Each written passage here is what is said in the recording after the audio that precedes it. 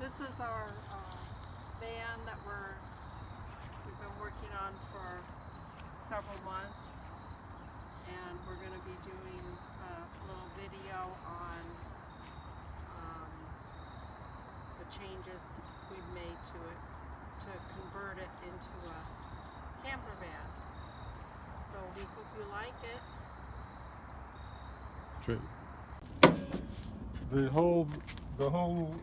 Both walls of the van had metal shelves like this gray one here, and they were mounted onto the floor, but we wanted a solid floor all the way across. So the first thing we did when we got the van was take all these out, all the steel shelving that came with the van. We took this shelving out, and these rails that were on the floor of the van, we removed all these. Removed this. This rail was mounted to the floor, and once we get those up and get the van cleaned out, we put on a floor, which is, if you can see by this one, we have it in sections like a puzzle, and it's the styrofoam sandwiched between two pieces of plywood, and rather than fill in between all these, this is quite rigid. The main part is one 4x8 piece of plywood, and then we fit some stuff around in the edge to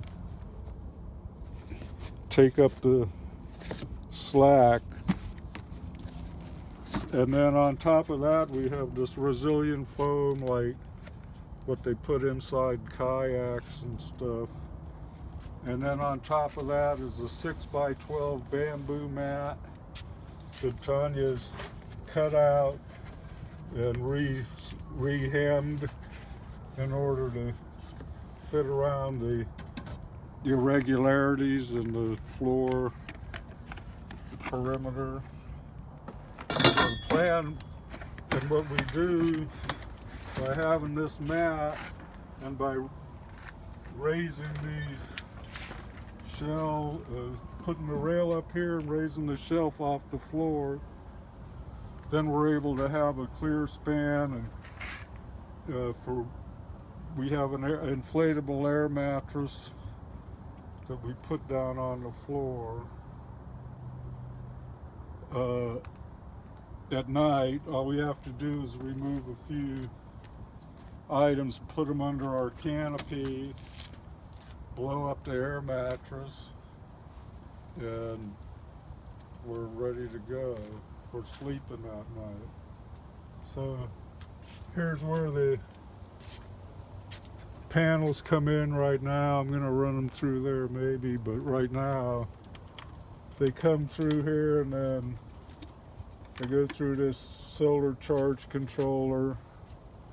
This is a diode so that at night, I guess even with this here, there's a possibility that the battery is going to run out through the solar panels and discharge. I don't think it's going to happen, but it'll definitely not happen because we have a diode in here, so that the electrical current will come from the panels to the controller, but it won't come from the battery back out. This is a one-way check valve for electricity. This is 12 volt. Well, actually, these panels and this controller can take up to 100 volts off of those panels. We got 3 panels, and they're, like right now, it's pulling in 6.8 amps. The panels are putting out 59 volts. So this thing knocks it down, sending 6 amps to the battery, which the battery's at 26.2 volts, which is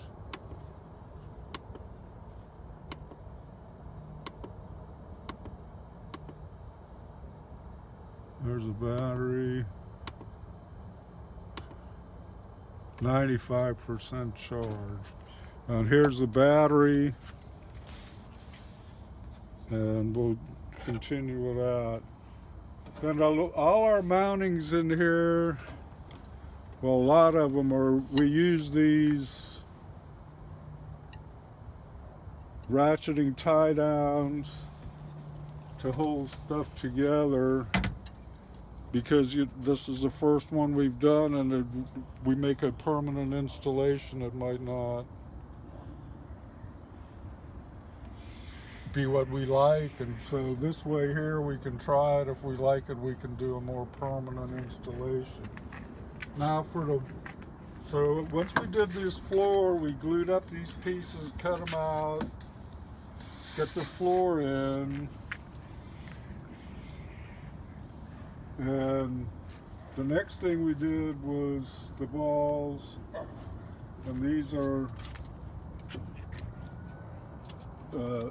piece of plywood with this rubber is glued to the back of them, and then they're held up with magnets.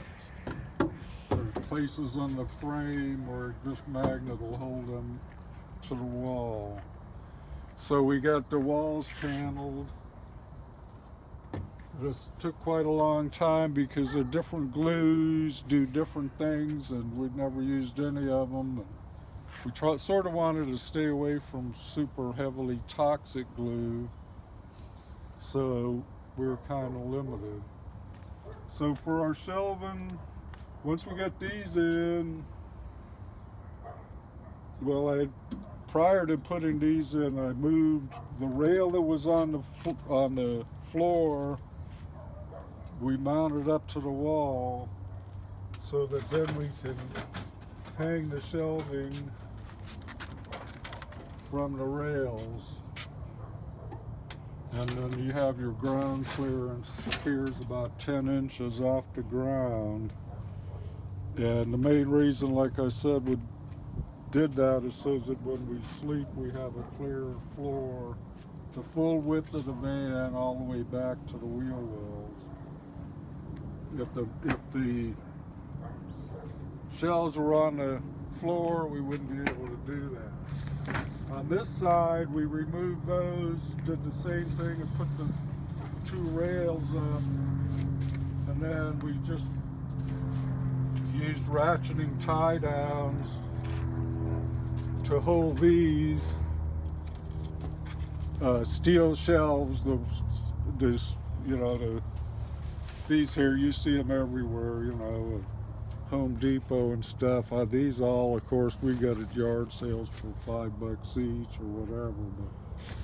And then you can see they're on there pretty good enough. We've driven quite over 1,000 miles with them.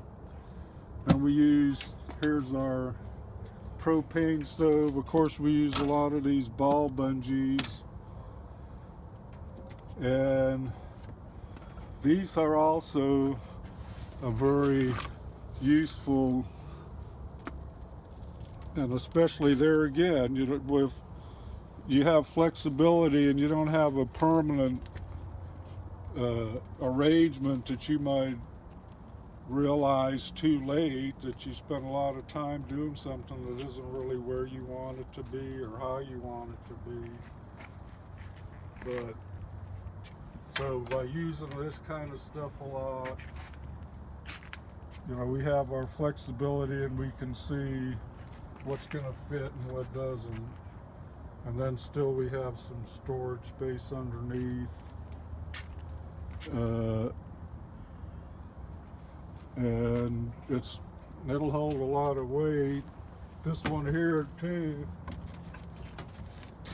This battery alone is about 150 pounds, and these shelf pulls it easily.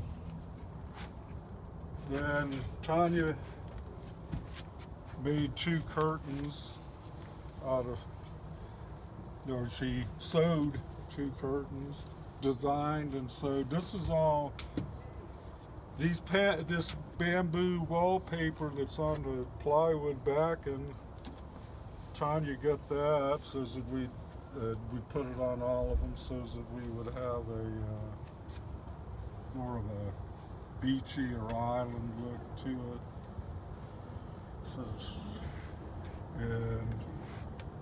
So she made these curtains, and we have a privacy too at night, and maintains a little bit of a separation of the living area from the storage or whatever. Then over here, on top of this wire shelving, we have a little tabletop. Right now we've got this surfboard.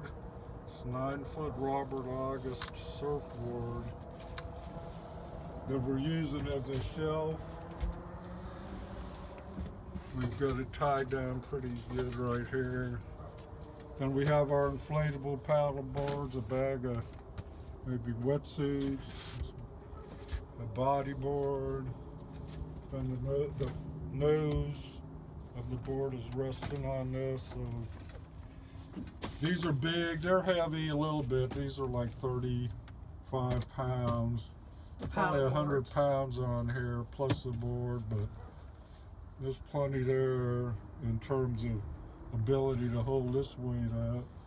I don't know if I want to try to hang myself underneath it, but anyway, so this is basically our storage with the surfboards here, all our,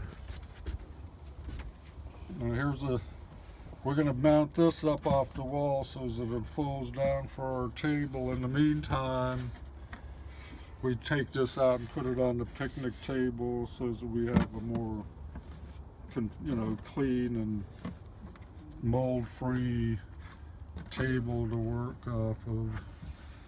And we have the usual towels. Tanya has, as you can see, labeled everything. We have and of course, we like lights, so we got lights here, we got all kinds of lights. And then here's the bed. The air mattress is in here, so once we getting ready for the night, we'll take the porta potty. Make sure when you're driving that your porta potty's lashed down good. And if you're going to use it when you're riding, have it facing forward and aft,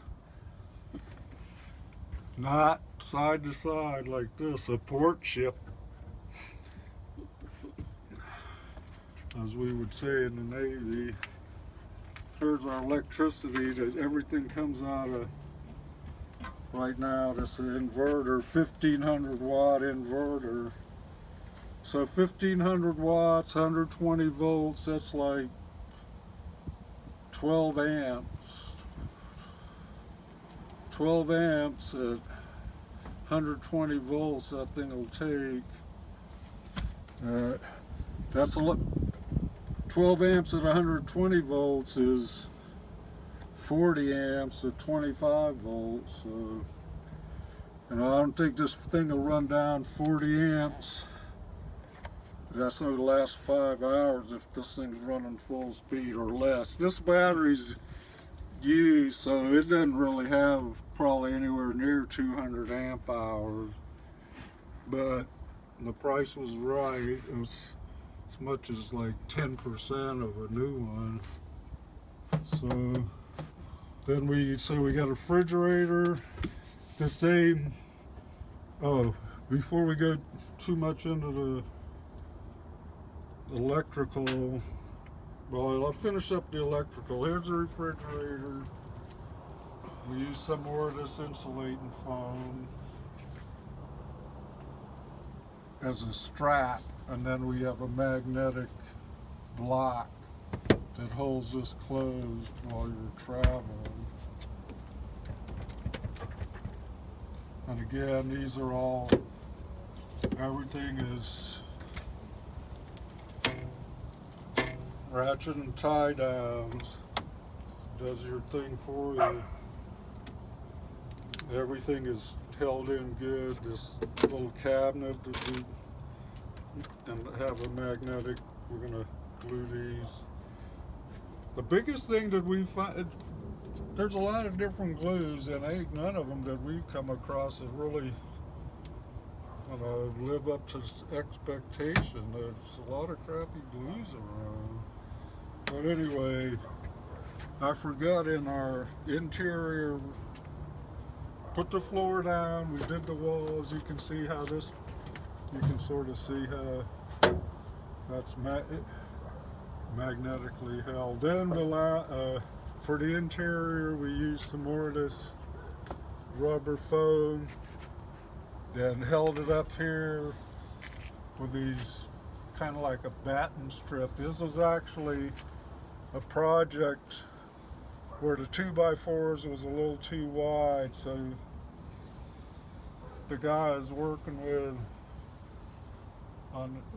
had cut these off and left them, so we used them as battens. Of course they were flat, but these are sheet metal screws, and once you tighten them up with your impact wrench, it bends it up and holds it up against the ceiling. The ribs for the roof structure are underneath here.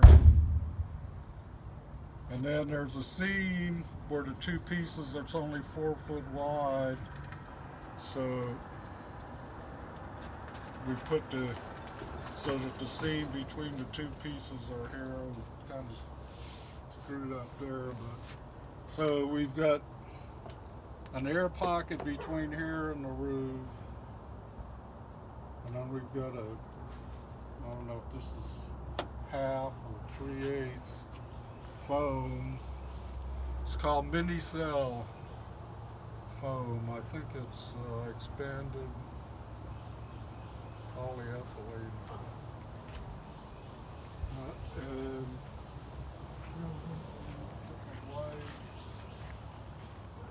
I was going to try to come around here. Okay. we have, so you can see over here, these are pretty easy to take on and off if you want to get at whatever's behind it, or it may be convenient for smuggling, I don't know. There's this is to the backup, this is the cord to the backup camera, which was said before, was really important in this van, because it's got no windows or anything. It didn't come with a rear view mirror, and the monitor for the backup camera is designed to be mounted to your rear view mirror, so we had to mount a rear view mirror in order to mount the backup camera. And this is how that works.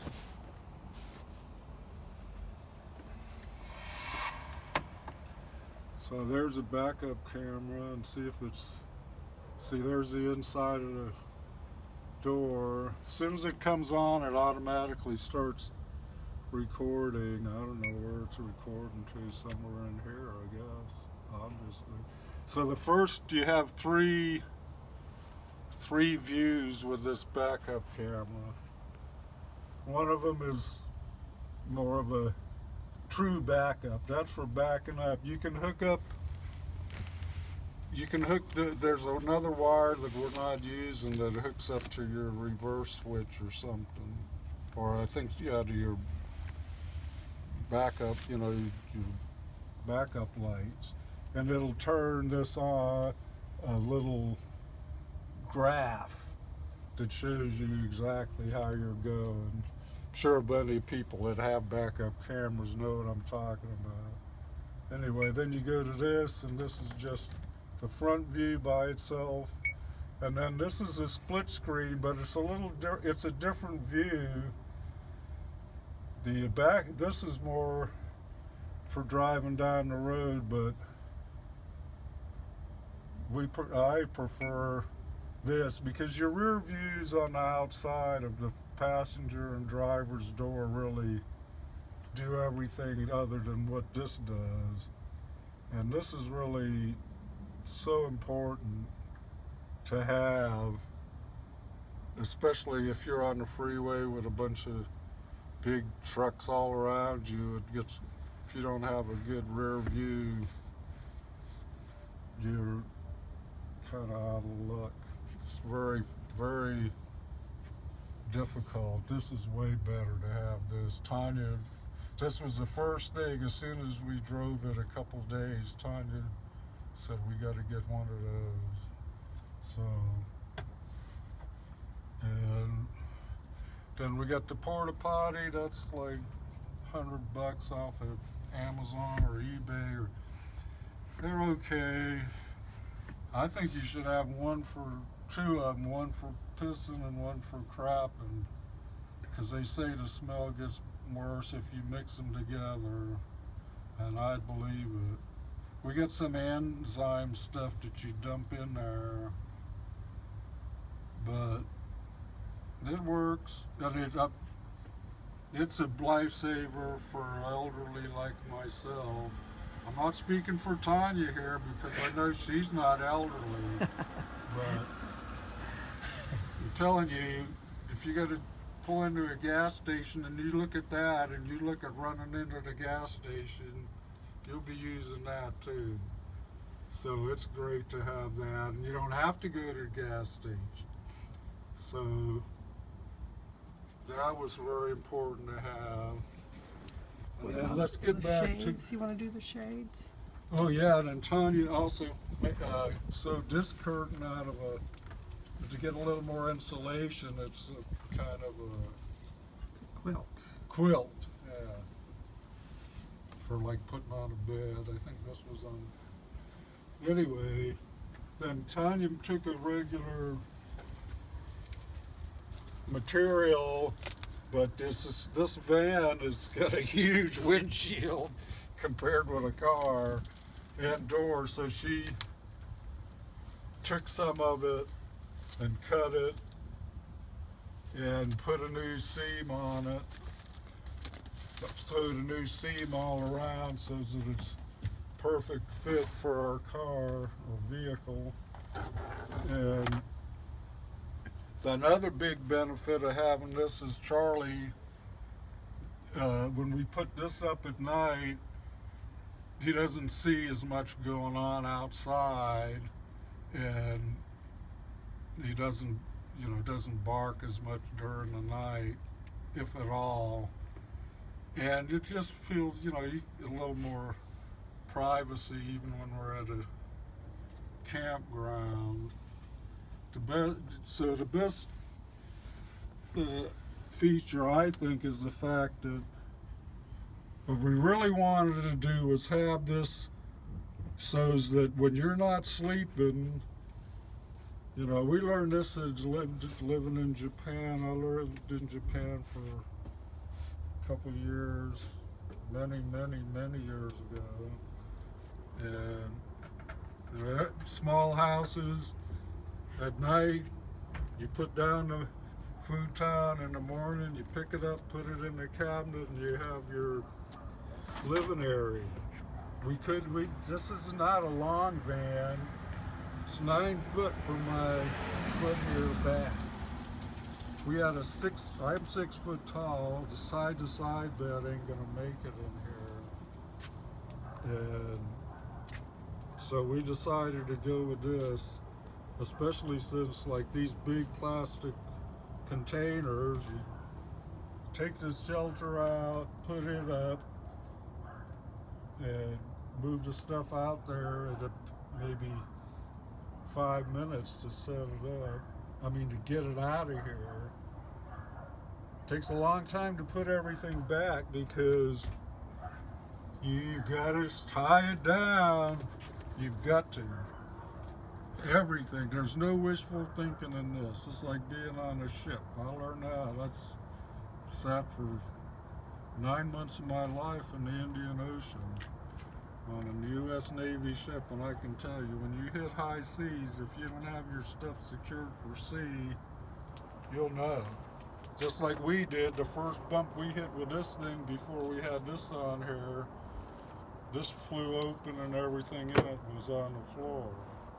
So I relearned the lessons that I learned in the Navy about getting stuff tied down, and and these big gray cabinets that went all the way up here. Then there was a divider that came where this seat, I mean, you couldn't recline the driver's seat. I didn't really feel comfortable driving because this divider was right up against us, and there was no way to transit between the front and the back. So we just took it all out, and that way it's really easy. Like I said, I'm 6 feet tall, and I can, it's so convenient to go like this and just get up here. And another advantage of this is this side here folds all the way down here, so you can actually almost have a little table here. You can. And then it reclines quite a bit, so Charlie will sleep our dog Charlie will sleep in one of these. And we're hoping to be going to put a board. This one doesn't recline, go forward as much as this.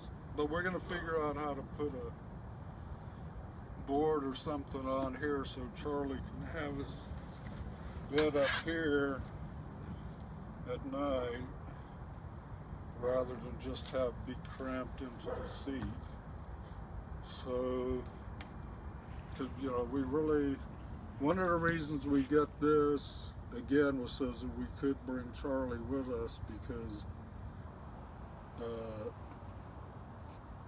we've had some really disappointing experiences at hotels that accept dogs, both in how much it costs and how crappy and dirty the hotel is.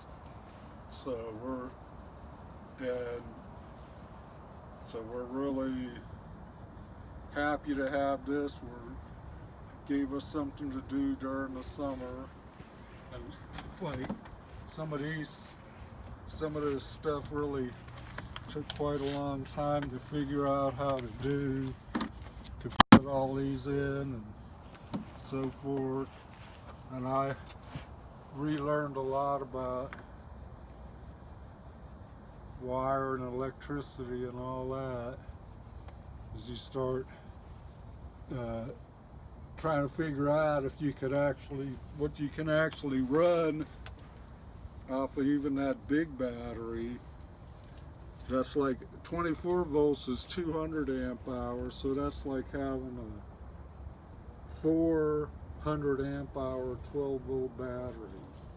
And again, I think that battery says it was made in 2017, but I'm thinking that its capacity is nowhere near what it's there on the side, because I got it used. But it's doing the job. If there's sun, you got it made. If you don't, you can hook up. I have the components. I haven't hooked them up yet, but I will before our next trip. And that is to use the car battery to run it through a interface isolator, and then you can charge I gotta have a step up, they call them a buck converter, boost converter, and that runs it from 12 volts up to 30. And this is 25-volt battery, so if you put 24 volts up to it, it's not going to charge. You have to have a higher voltage than what the battery's at. So that 12 volts coming from the car, run it through the converter, bring it up to 30, then you can charge this off of the car if need be. Of course, while you're driving down the road, you might as well use it if the battery's not charged. But we had a real good success with the solar cells and the battery, and it easily runs this. The refrigerator. It easily runs the refrigerator. The microwave, of course, runs very little, very seldom, so it might draw a lot of current, but it's only for a very short duration, so that's not a problem.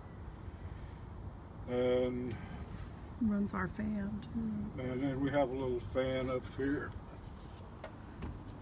that runs off of it too. Although today we certainly don't need the fan because it's about 50 degrees in here. Tanya with her van, ready for action. I think. Hope I don't trip over something coming back. So there she is, the Queen and her mobile castle. Queen Tanya the First. So hopefully y'all will enjoy this and the rest of our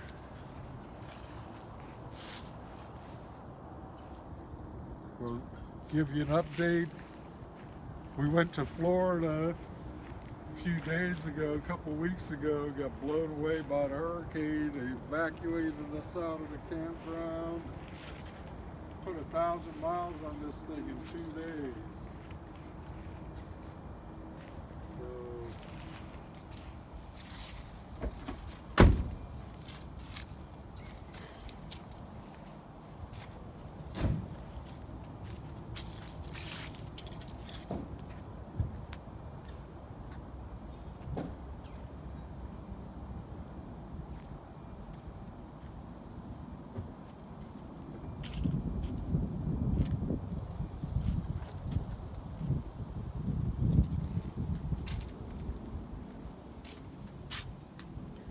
Is that it? I think so.